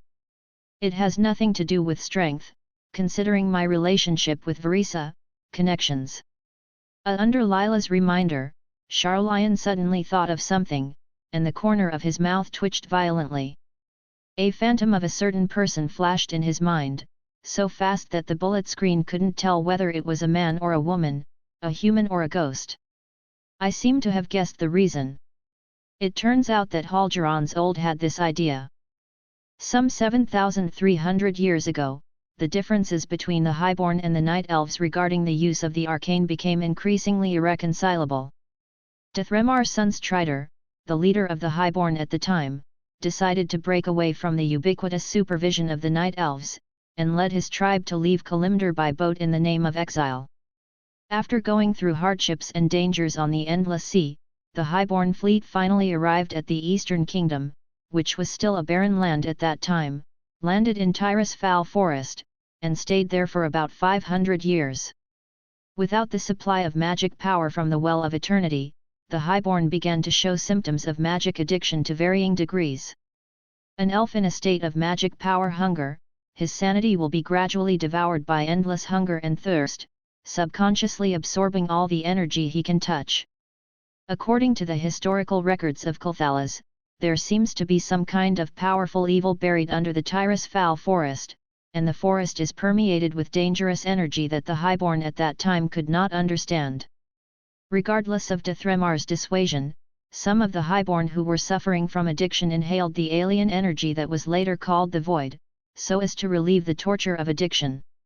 Dark whispers mingled with this energy called the Void. Under the subtle influence of these whispers, the dark emotions in the hearts of the High Elves were gradually magnified. The wise leader Dithrema noticed the anomaly and set up a special operation team to trace the source. This special team is composed of thieves who came and went without a trace. They successfully completed the task assigned by Dithremar, and after many inquiries, they finally learned the source of the dark power. Zakaz. Knowing the hidden dangers buried in this land, Dithrema, who had long intended to leave, finally made up his mind to lead his tribe to leave this woodland that has lived for hundreds of years, follow the traces of the flow of magic power, and continue to the north of the mainland. Even the young children of the High Elves can recite the history after that. Dithremar and his followers overcame obstacles and discovered a ley nexus at the northern end of the troll-infested Amini forest. Dithremar poured water from the Well of Eternity that he had collected for a long time into the small lake in the center of the nexus. According to historical records, the entire sky of Azeroth was lit up by soaring magic power, and the surge of arcane magic power made all the upper elves present ecstatic. They finally found their real home. Since then, the Highborn have taken root in the Amini forest. Dithremar abandoned the name of the Highborn and called himself the High Elf, and personally renamed his new homeland the Eversong Forest, and the small lake full of infinite magic was also named the Sun Well. After thousands of years of change, the team that assisted Dithremar in secretly investigating the source of void energy has not been disbanded. Under the frenzied counterattack of the Amini trolls who tried to regain the Holy Land of their homeland, the newborn Kulthalas was under tremendous pressure, and the elite thieves were given more responsibilities in the continuous war. Infiltrating investigations, stealing information, and assassinating, the original investigation team gradually evolved into a secret intelligence department exclusive to the Sunstrider royal family. Its name is Backlight Blade. The Deep Shadow family that Sarlayan belongs to is one of the important backbones supporting the Backlight Blade. The leader of the contemporary Backlight Blade is Sarlayan's uncle, Lord Vils Deep Shadow mentioned in the previous barrage. Sarlayan's father Julian, while being a Farstrider, is also one of the secret members of Backlight Blade, who is mainly responsible for collecting information for the Sunstrider royal family. Due to their special responsibilities, the descendants of the Deep Shadow family will basically consciously choose thieves as their main combat job. In the last 3 generations, only Sarlayan, an outlier, chose to become a warrior. Although Sarlayan has no interest in political struggles, but in the great environment of Kulthalas, he is still a member of the famous aristocratic Deep Shadow family, so he will inevitably come into contact with some secret information that is unknown to ordinary people. For example, the increasingly fierce internal fighting among the upper echelons of Kulthalas. In order to express his gratitude to the high elf nobles who followed him through hardships and dangers to establish a new country without complaint or regret, the first Sun King Dithremar Sunstrider established the Silver Moon Council to share part of the power that belonged to the royal family with those who were loyal to him. Nobles. The members of the first generation of the Silver Moon Council were all Dithremar's fanboys. If Dithremar said one thing, they would never say another thing. However, as the first Sun King and the first generation of councillors passed away one after another, their successors did not cooperate as sincerely as Dithremar expected, but opposed each other because of interests.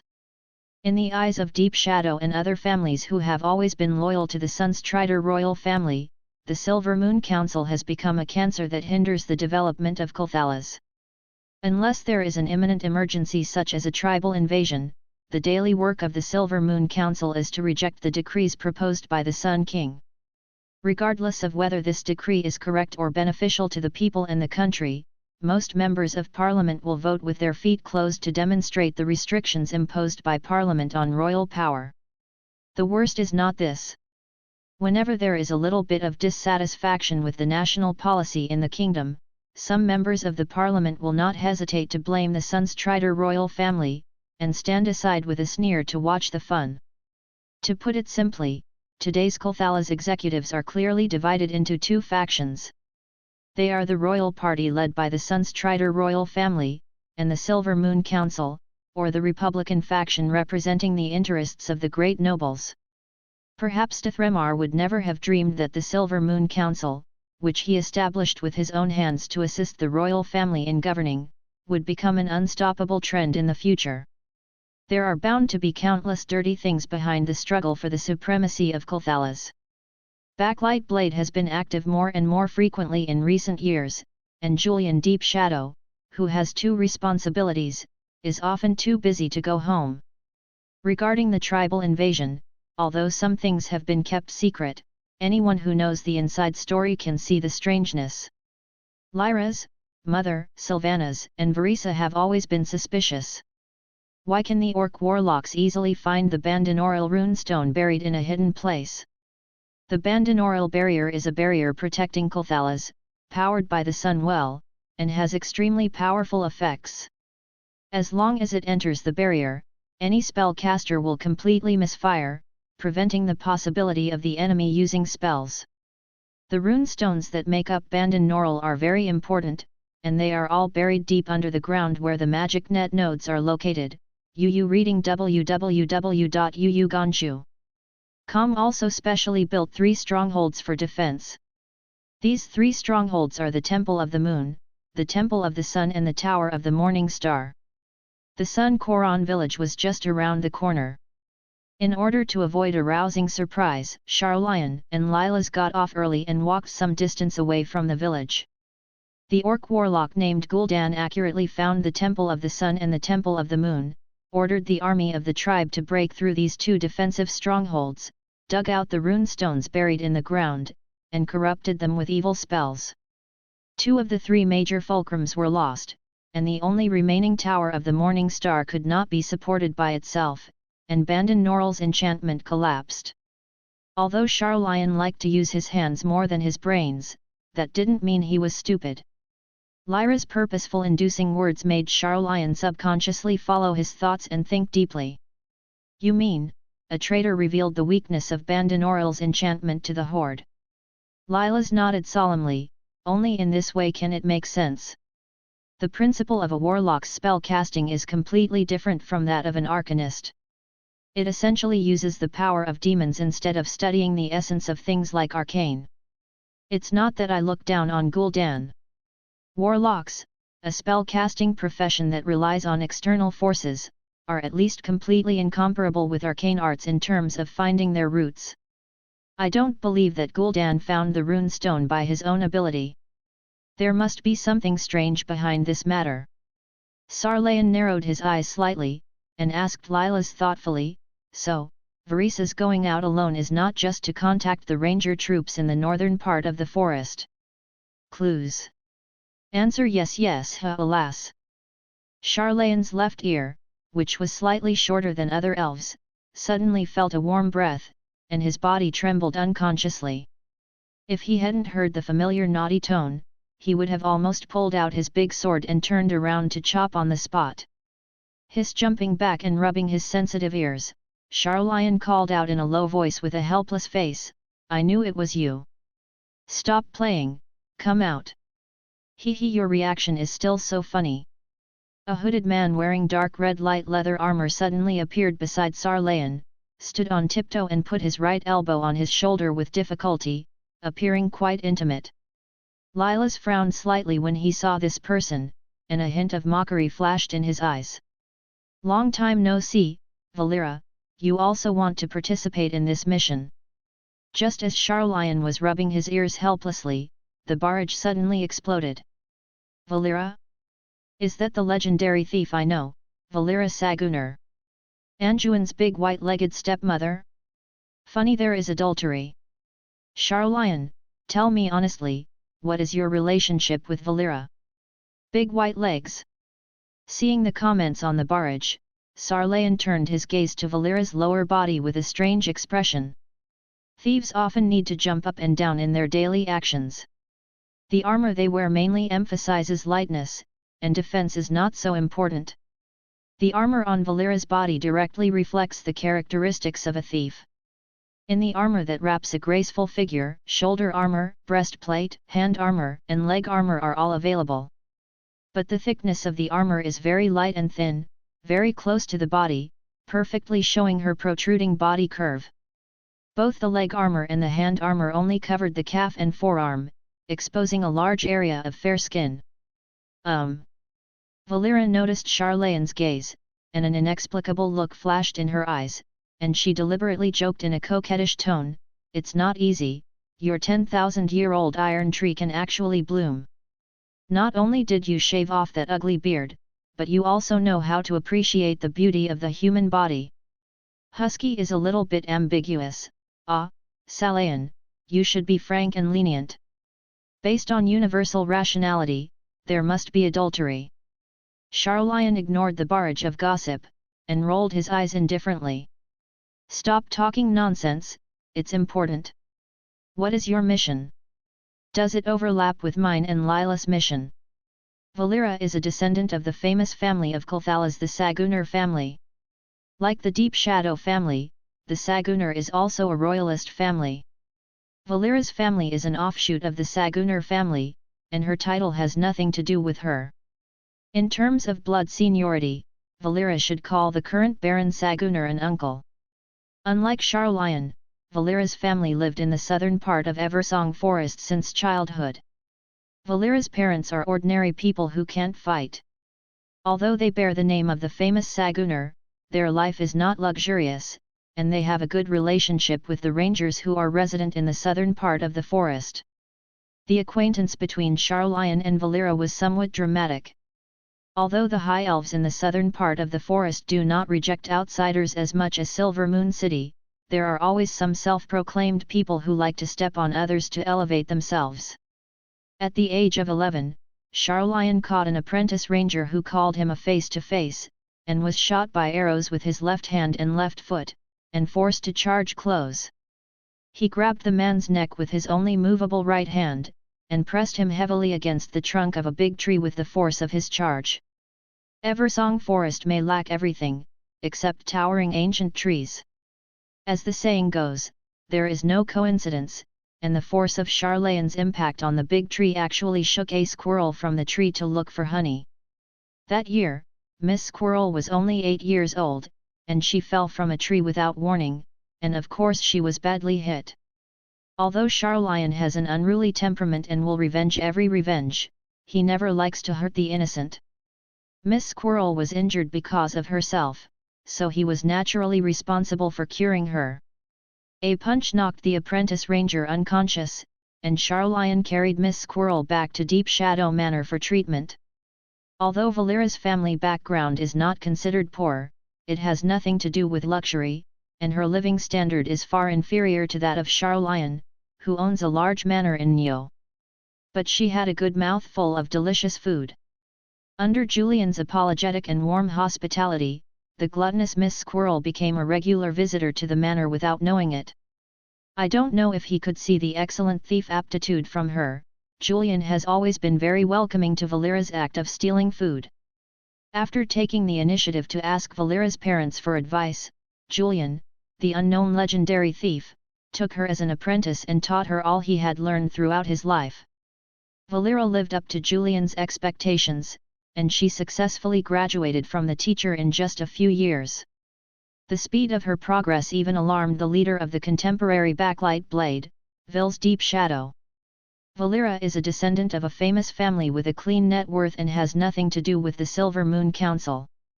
Wells personally came forward and invited Valera, who had just turned 13 at the time, to join the organization and become a member of Backlight Blade. More than 2 years have passed. Under the meticulous training of many elites and even legendary thieves, Valera's progress has not slowed down at all, and she has been recognized by Backlight Blade as the mainstay of the new generation and an important arm of Prince Kael that's in the future. Charlion's businesslike attitude made Valera droop her shoulders weakly.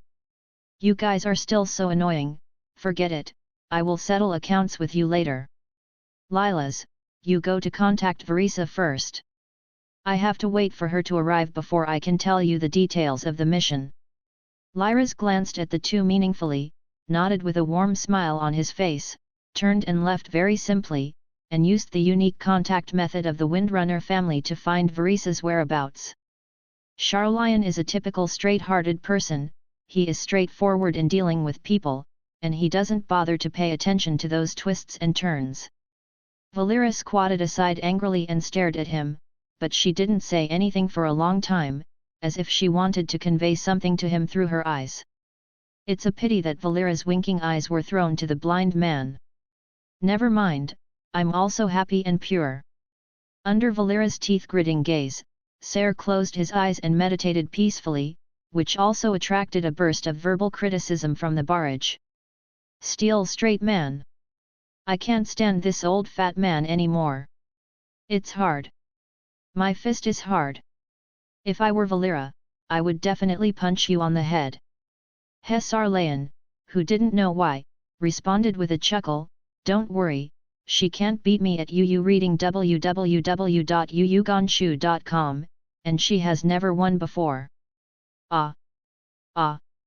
It's hopeless, wait for death, goodbye. JPG focus on the rhythm of solitary life, blinding a good skin for nothing. Isn't that better? Jiggy loves me." Valera and Charlion have known each other for not a year or two, and they are already familiar with his character. Although he was so angry that his chest couldn't stop heaving, it wasn't enough to explode his emotions. Suddenly thinking of something, the corners of Valera's mouth curled up in a seductive arc. She was obviously underage but possessed the charm of a mature woman. "By the way, what did Valera learn from the backlighting blade? You're only 15 years old and you're so charming." Brother in front, borrow one to speak. Afraid of a fart? Sabeo can fly with confidence, and her mother will always be with her. What a mess! Perhaps because of the very different growth environment, Sarlayan often couldn't understand what the barrage was saying, and needed someone to explain it specially to understand the so-called memes. Valera intentionally put on various coquettish poses, swaying her body and slowly approaching Sarlayan, exhaling lightly next to his ear with just the right force. During the cultivation of the backlight blade, I came into contact with a lot of secret information that ordinary people cannot understand, including your life experience. Sarlayan, whose heart was still like water, suddenly opened his eyes, and looked sharply at Valera, who had a happy arc on his mouth. Having known each other for many years, Valera knew Sarlayan very well, so why didn't Sarlayan know her true nature? What do you want? At the moment of the important task, Valera did not express her request on the spot. There was a mysterious smile on her face, like a fox who stole a chicken, and postponed the time for this deal to be concluded. Let's wait until the war subsides. Telling you the truth now will only disturb your mind and affect the upcoming investigation mission. Suck call. After being forced to whet his appetite, the veins on Sarlayan's forehead burst out, and it took several rounds of deep breaths to suppress his anger. Humph! I want to see what tricks you are playing. Life experience.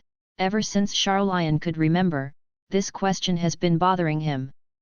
Every time this topic is asked, Julian will talk about it with a haha. Judging from Valera's words, his life experience seems to be unusual, and even classified as secret information within Backlight Blade. Although he was very concerned about it, just like what Valera said, he had to focus on their mission first. Now Kulthalas is facing a once-in-a-millennium crisis. Although many people in the barrage said that the Battle of Kulthalas would end in an anticlimactic manner, who can be sure that the situation will develop in the predetermined direction? A theory mentioned in one of the bullet screens caught Sarlayan's attention. The butterfly effect. Sarlayan was too lazy to think about those complicated principles. To explain in as simple a way as possible, everything he does, a person who was not mentioned in the original history, may affect the future direction, and even a small change may shake the overall situation. The future is changing all the time, it is by no means static. Even if, as the barrage said, the orcs headed by Orgrim withdrew their troops on their own initiative, but if the traitor hidden in the upper echelon of Kulthalas was not removed for a day, the same crisis would inevitably recur in the future. It was Leela's and Lee Reza who should have been sacrificed in the Second World War. If the traitors take the opportunity to make trouble again next time, who will be the victim? Julian? Valera? Due to the countless discrimination and insults suffered by the High Elves since he was a child, Sarlayan didn't care about the survival of Kulthalas, he only cared about the people around him. Lee Reza. I hope there is still time, otherwise Alyria will definitely be very sad. Lilas, Valera, and Sarlayan, these three people can be said to have played together since childhood, and they are very familiar with each other. Julian once jokingly said that Valera was an external thinking pendant for his silly son. This sentence is a joke, but not quite a joke. In the internal evaluation of Backlight Blade, Valera is not a simple executor, she will give her own opinions on the current situation during the mission from time to time, and usually hit the nail on the head. The contemporary Ranger General Lee Reza is a veteran legendary ranger, regardless of personal strength or commanding ability, he is the best choice. Even if they can't beat the Horde's legendary celestial group, with the Ranger's powerful mobility, it shouldn't be a problem to escape. So the question is, under what circumstances can Lee Reza fail to escape? The answer Valera gave was very clear. When you are defenseless, you fall into the encirclement of powerful enemies. At this point in the discussion, the topic came back again. Why did Lee Reza, an extremely experienced Ranger General, easily fall into the encirclement? The answer is self-evident. His Valera twitched the corner of her mouth and took a breath. I don't know where you got the news that Lee Reza is in danger, but if the information is true, that traitor hiding behind the scenes and collaborating with the enemy, I'm afraid the conspiracy is not small. Bandinoril's barrier is the barrier protecting Kulthalas, and Loretha Windrunner, who leads the ranger troops, is the second insurance. Although Servanas, Lee Reza's successor, has also been promoted to legend, but in terms of experience and strength, she still has a big gap with her mother. Once he loses the protection of Lee Reza, the Jade Pillar of the Sky, no one can guarantee whether the young Servanas can perfectly take over the burden left by his mother. The humiliating experience of being invaded by the invaders this time has shaken the people's trust in the Sunstrider royal family. If you lose the Ranger General who has guarded Kulthalas for many years. Shua. Just as Valera and Charlian were discussing the topic of traitors with solemn expressions, two figures suddenly came out from the forest on the side of Corona village. The one who walked out was an extremely delicate silver-haired female ranger, and Lilas, who had left not long ago, followed her half a step behind. Needless to say, this heroic female ranger is the third daughter of the Windrunner family, Varisa. Strange to say, all members of the Windrunner family, including Lyra's, had brilliant blonde hair, but Varisa's shoulder-length hair was silver. Alyria mentioned it funny before, when Varisa was very young, she once suspected aggrievedly that she was an adopted daughter picked up by her parents. Facts have proved that her childish guess was wrong, and this incident has been regarded by Varisa as a dark history that cannot be recalled, and whoever mentions it is unlucky. The members of the Windrunner family, except for Lyra's, who is a mild-mannered alien, are all masters of swiftness and resoluteness. Without any pleasantries, Varisa simply nodded to Valera and Salayan, and immediately brought the topic to the point. Any new discoveries about the backlight blade? Valera's family has been living in the southern part of Eversong Forest, and they are quite familiar with the Windrunners, and they have a long-standing understanding of their routines. Without wasting time talking about the cause and effect, Valera quickly straightened her face and entered the state. Although there is no real evidence to prove the identity of the traitor, we have discovered a new joint between the traitor and the tribe based on the remaining clues. Here. Unfolding a roll of sheepskin map, Valera's pale index finger pointed at a mountain peak. Sunskar Peak, ancient tomb of the Amini trolls. The High Elves have ruled Eversong Forest for nearly 7,000 years. Until then, the forest has belonged to the forest trolls. Where Silver Moon City and the Sunwell now stand was once a sanctuary for forest trolls. The Holy Land was taken away by the invaders, and the Amini trolls would naturally not sit idly by. When Kulthalas was just founded, the forest trolls attacked Silver Moon City like crazy. Since Thremar, 2 consecutive generations of Sun Kings died young due to years of war. It wasn't until Srima's great-grandson, Anastarian, allied with humans that they defeated the forest trolls backed by Zandalari, that Kulthalas finally ushered in a long period of peace. But in the eyes of the residents in the southern part of Eversong Forest, the war has always been not far from Kulthalas. Only the noble city people far away in Silver Moon City can live and dream without any scruples. Although the forest trolls were defeated in the decisive battle that year, the High Elves and humans who also suffered heavy losses were unable to drive them out. The major forest troll clans that were once firmly united under the suzerain Amini clan have long since fallen apart. Zul-Aman, the capital of the forest trolls, is always under the surveillance of ranger troops and Fars traders, and if there is a slight disturbance, there will be thunderous strikes. Even so, the Amini trolls never stopped fighting. The ranger troops and the Amini trolls fought a tug-of war for more than 2,000 years in front of the gate of Zul-Aman. The weakened Amini trolls didn't dare to think too much. Before forming an alliance with the Horde, their biggest goal was to recapture the ancient tombs that belonged to the Amini clan. This tomb is located in the mountain of Yanghen Peak.